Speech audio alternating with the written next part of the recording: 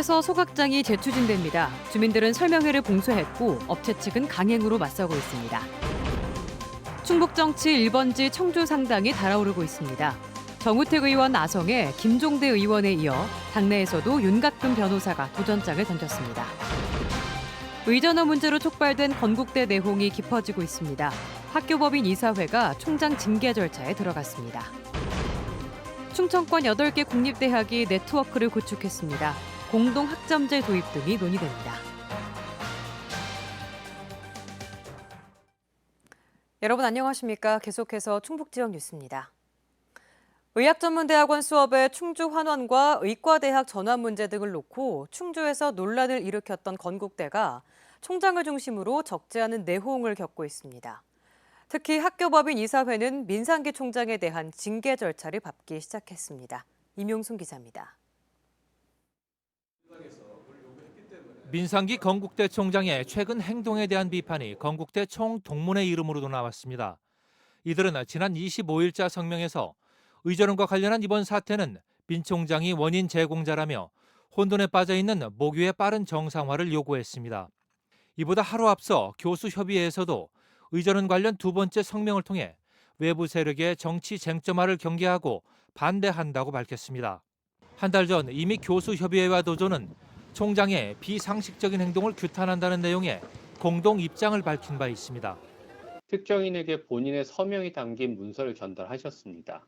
이로 인해서 학내외적으로 최근 많은 혼란이 야기됐습니다. 우리 양단체는 이러한 행위의 부적절함을 구성원과 총장에게 알리기 위해서 건국대 노조는 의전원 관련 논란과는 별도로 교직원 급여가 1% 오르는 사이에 총장의 급여는 50% 넘게 인상됐다며 민 총장의 급여 내역 공개를 요구하고 있습니다. 이런 일련의 논란 속에 건국대 학교법인 이사회가 민상기 총장의 징계를 논하기 위한 이사회를 열었습니다. 이번 이사회에서는 7명으로 된 교원 징계위원회를 구성해 운영하는 안을 결정했습니다.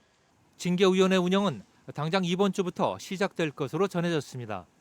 민 총장은 지난달 19일 조기령 충주시장과의 회동을 일방적으로 무산시킨 데 이어 의전원 수업 환원과 의과대학 전환 사안을 특정 정치인에게만 전달하면서 거센 비판을 샀습니다. MBC 뉴스 임용순입니다.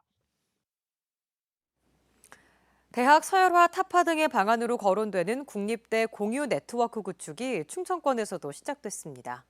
충청권 8개 모든 국립대가 참여해 일단 공동 학점제 도입 등의 논의가 이루어지게 됩니다. 심충만 기자입니다.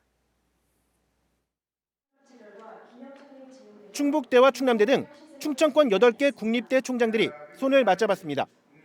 급감하는 신입생과 한정된 정부 예산을 두고 사실은 가장 강력한 라이벌 사이인데 특히 경쟁이 가장 치열한 입시철에 협력과 교류를 약속하러 나왔습니다. 과거 숱한 MOU에서 헛구호에 그쳤던 대학 간 교류 협력을 진짜 해보려면 대학별 의지보다 시스템부터 마련돼야 한다며 각 대학의 인적 학술적 자원을 통합 관리해 서로가 서로를 들여다볼 수 있는 자원 공유 시스템부터 만들기로 했습니다. 이를 시작으로 8개 국립대의 통합 네트워크를 실현할 전담 기구도 공동 설립했습니다. 대학 간의 활발한 교류 협력의 과정 속에 여러 현실적인 제약이 있었고 이에 따라 지속적인 네트워크를 구축하는 데 한계가 있었던 것 또한 사실입니다. 대학 서열화를 해소하는 방안의 첫 단계로 국립대 중심의 네트워크를 구축하는 교육부 정책에 따른 것입니다. 대학 구성원마다 이견이 있을 수 있지만 이 같은 단계적 공유가 확대될 경우 학점이나 학위 교류 등도 논의될 수 있습니다. 학점 교류라든지 교육 과정을 공유한다든지 이런 것들은 기본적으로 오늘 서명을 하심으로써 거의 동의를 하시게 되는 겁니다. 권역별 국립대 중심의 이 같은 네트워크 구축은 최근 강원과 경남 등지에서 이어지고 있습니다. MBC 뉴스 심충만입니다. 음성군이 네이버 제2 데이터 센터 유치에 고배를 마셨습니다. 음성군은 충북에서 유일하게 네이버 제2 데이터 센터의 10개 후보지 가운데 하나로 선정돼 현장 실사와 회의 등을 거쳤지만 우선 협상 대상으로 세종시가 낙점되면서 유치에 실패했습니다. 음성군은 충북 혁신도시를 부지로 내세웠으며 세종과 경북, 구미, 대구 등과 경쟁해왔습니다. 범죄 발생이 우려되는 충주 시내 골목길에 환경 개선으로 범죄를 예방하는 셉테드 사업이 준공됐습니다. 충주시는 2,600만 원의 사업비를 들여 충주시 성남 2길과 성남 5길의 270m 길이 골목길에 옛 정취가 묻어나는 그림과 민화를 주제로 벽화와 담장 도색 작업을 진행했습니다. 충주시는 지난 2017년부터 범죄 예방 환경 디자인인 셉테드 사업이 실제 범죄 예방에 효과가 큰 것으로 보고 있습니다. 정의당 김종대 의원이 가세하며 내년 총선 열기가 가장 먼저 달아오른 곳이 바로 청주 상당인데요. 오전에 도전하는 정우택 의원에게 이번엔 당 내에서도 도전장이 날아들었습니다. 박근혜 정부 시절 대구 고검장을 역임하고 우병우 사단에도 이름을 올린 윤갑근 변호사가 포문을 열었습니다. 신미희 기자의 보도입니다. 지난 22일 자유한국당 입당 절차를 마친 윤갑근 변호사가 충북도청 기자실을 찾았습니다. 자신을 정치 초년생으로 낮췄지만 사선에 정우택 의원의 텃밭인 청주 상당 도전 의사는 분명히 했습니다. 청주가 과연 내년 총선에서 한국당이 감당할 수 있느냐, 승리를. 저는 그렇게 회의적으로 보거든요.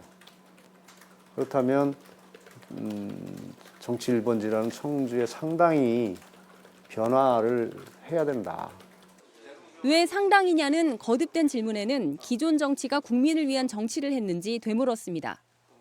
다선으로 가면서 그런 현상이 나타나는지 모르지만 이게 무슨 직업형 정치인들 이렇게 흘러가는 방향들이 있었지 않느냐. 도당위원장이 내주고 나서 말씀하신 걸 보면 그냥 옛날 체제 그대로 가겠다는 이런 모습이 비쳐서 상당히 안타깝죠.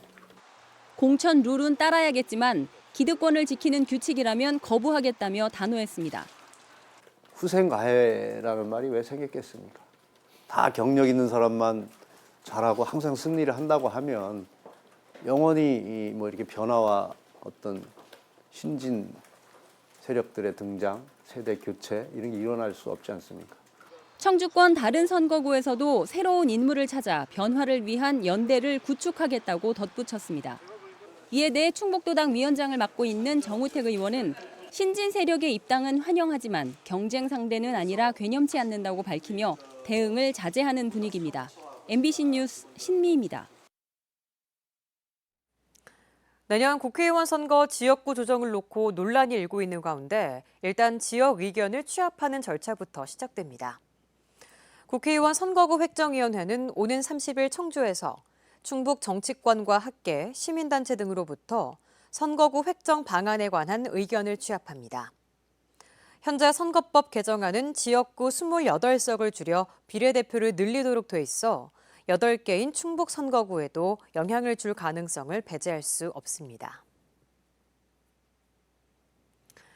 온갖 논란에 휩싸였던 청주 오창 후기리 소각장이 재추진되며 또다시 충돌을 불러오고 있습니다. 사전 협의되지 않은 주민설명회에 분노한 주민들이 설명회장을 봉쇄했고 업체 측은 허가 절차를 진행하겠다며 강대강으로 맞서고 있습니다. 조미애 기자입니다. 주민설명회가 예정된 오창 읍사무소. 주민들이 농번기 설명회에 항의의 뜻으로 트랙터를 몰고 와 시작 전부터 긴장감이 돌았습니다. 설명회장 안, 몸에 항의 연수막을 두르고 자리를 빼곡히 메운 주민들이 업체 관계자가 들어서자 격앙됩니다. 당신들하고 할 얘기 없어! 우리는 들을 필요 없어!